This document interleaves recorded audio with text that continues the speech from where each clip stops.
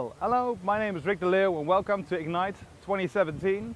I'm the teacher for the Combat Flow workshop, which means we're gonna, in the workshop, we combined flow movements with combat movements. Now, as far as combat goes, I mean, before the age of guns, we had sticks, stones, swords and all kind of that stuff. And actually, we still work with sticks and all kinds of comparable stuff with flow. So, therefore the combination.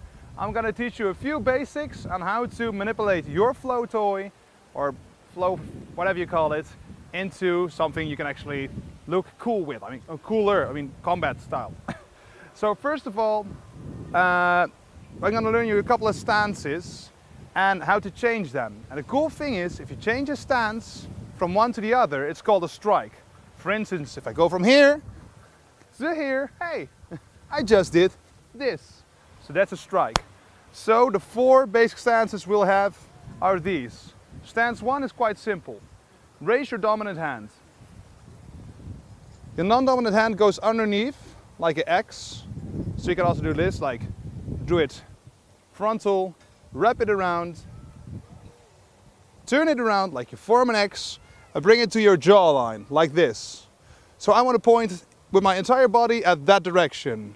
My body is pointing at the same point as my sword is, or my stick. So stance one goes to stance two, which is just basically low to the ground, this formation.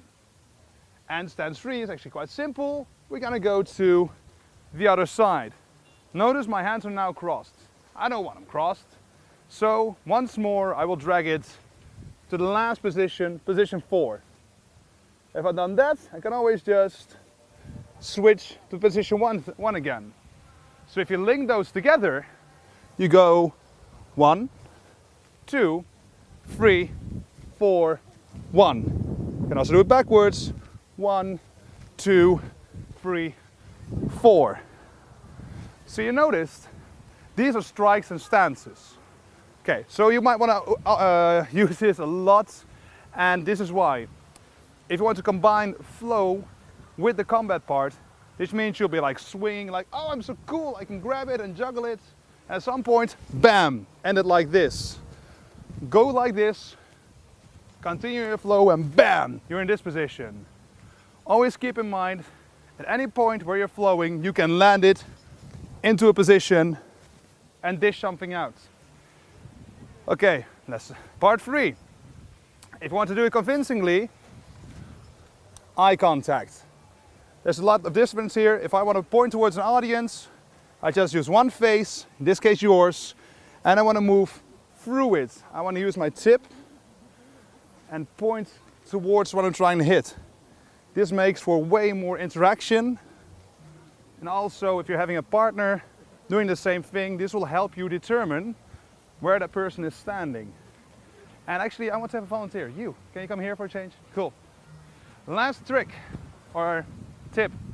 You can do this with a prop or without a prop. I need your hand. Is this your dominant hand? Yes. Raise it.